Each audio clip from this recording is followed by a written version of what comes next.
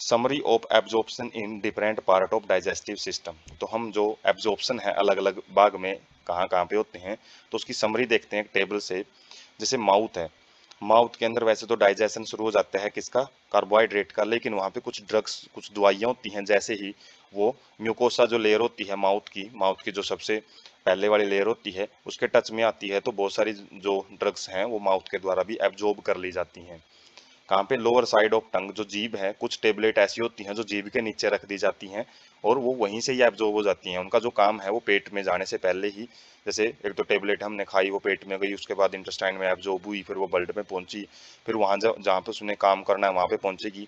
एक ये है कि जो माउथ के अंदर जो हमारी जो जैसे ही टंग के नीचे उस टेबलेट को रखेंगे तो वो क्या है, सीधी टंग के जरिए ही ब्लड वेसल्स में चली जाएंगी और वो एकदम से किसी भी ऑर्गन के पास चली जाती हैं। तो टंग के अंदर क्या होती हैं, ब्लड कैपिलरीज होती हैं, किसके अंदर, उनकी दीवारों के अंदर, लाइनिंग के अंदर, जिससे वो जो भी टेबलेट वगैरह ड्रग्स वगैरह हैं वो एकदम से एब्जॉर्ब कर ली जाती है। तो माउथ में कुछ ड्रग्स ही एब्जॉर्ब की जाती हैं।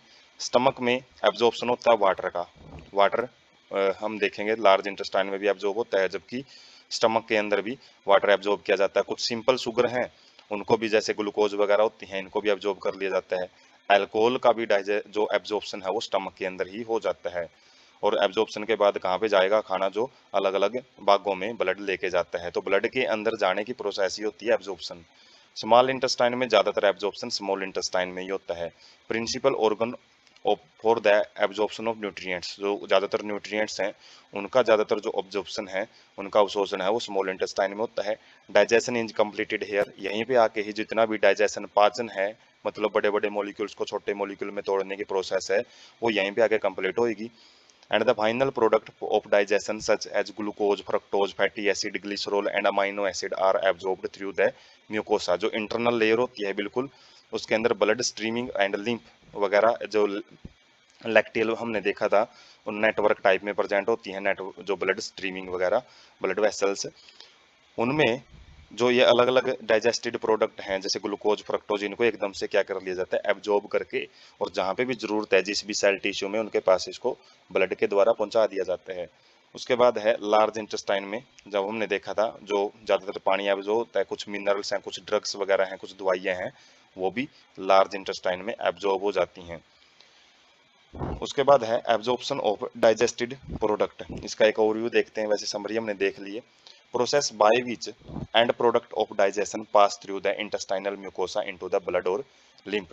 तो ये वो प्रोसेस होती है जिसके द्वारा जो डाइजेस्टेड फूड है स्मॉल इंटेस्टाइन, लार्ज इंटेस्टाइन में या फिर एलिमेंट्री कैनल के किसी भी भाग में हो सकता है, जो हमने पिछले उसमें टेबल में देखा है, तो ये किसके अंदर चला जाएगा, जो ब्लड वेसल्स और लिम्फ है उनके अंदर चला जाता है।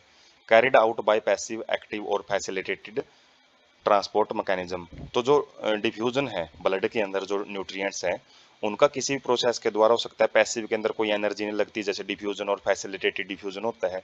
जबकि एक्टिव के अंदर क्या है, एनर्जी का अपटेक किया जाता है एक्टिव ट्रांसपोर्ट के अंदर।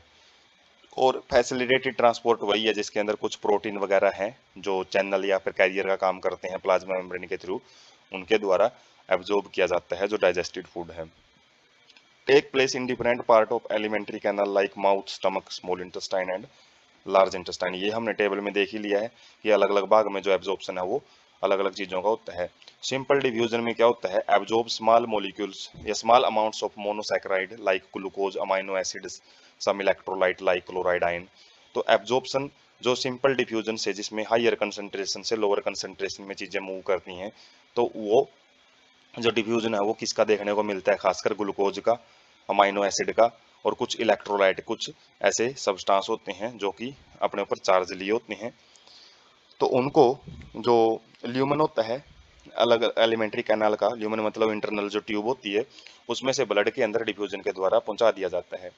Passage of these substance into blood depend upon the concentration gradient. तो ये कंसंट्रेशन ग्रेडियंट का मतलब है एक साइड मात्रा ज्यादा होनी चाहिए, दूसरी साइड मात्रा कम होनी चाहिए।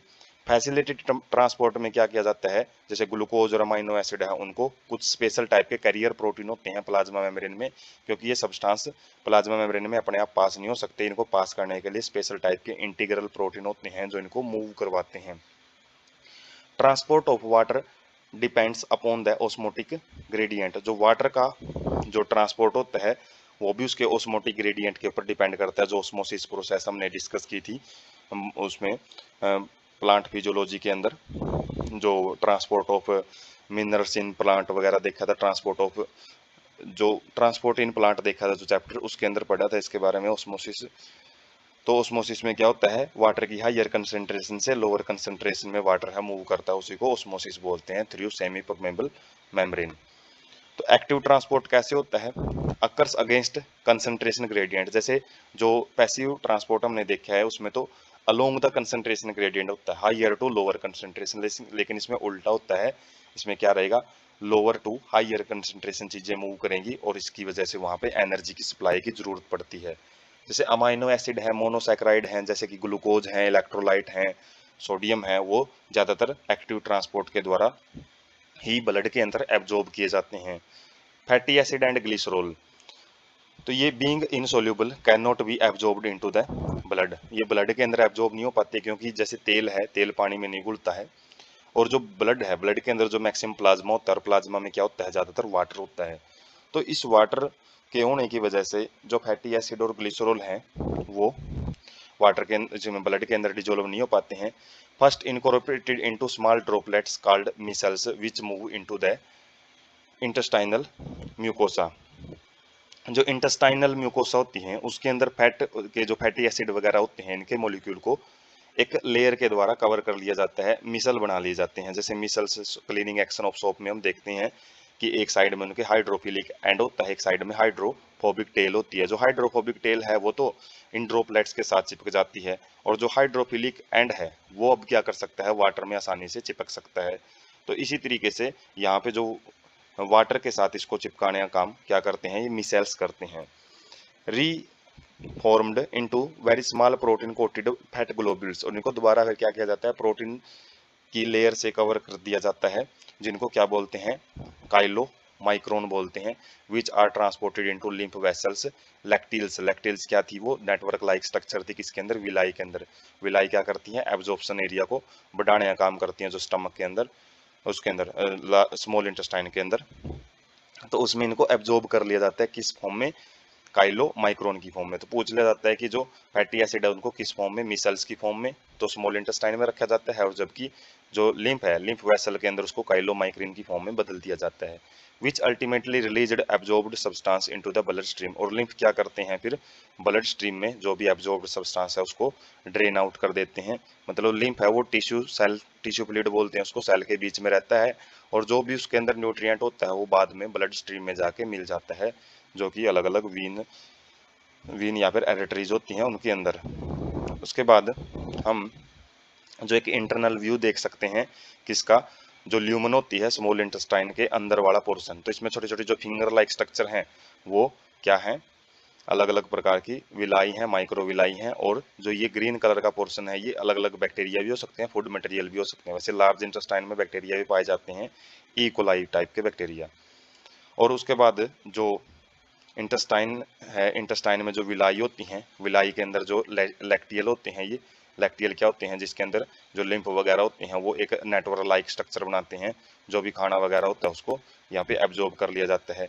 और ये माइक्रोविलाई का और ज़्यादा डिटेल्ड व्यू है, जिसके अंदर अलग अलग लेयर हमने डिस्कस की थी। जो एलिमेंट्री कैनाल की सबसे पहले बाहर वाली लेयर होती है सिरोसा, उसके बाद मस्कुलरिस लेयर होती है, उसके बाद सब म्यूकोसा होती है, और अंदर वाली साइड में म्यूकोसा, और म्यूकोसा की ही जो अलग अलग मॉडिफिकेशन होती है वही मॉडिफिकेशन विलाई होती है, और विलाई के अंदर क्या है, नेटवर्क होता है ब्लड वेसल्स का, जो कि खाना वगैरह एब्जॉर्ब करने में उसको मदद करता है।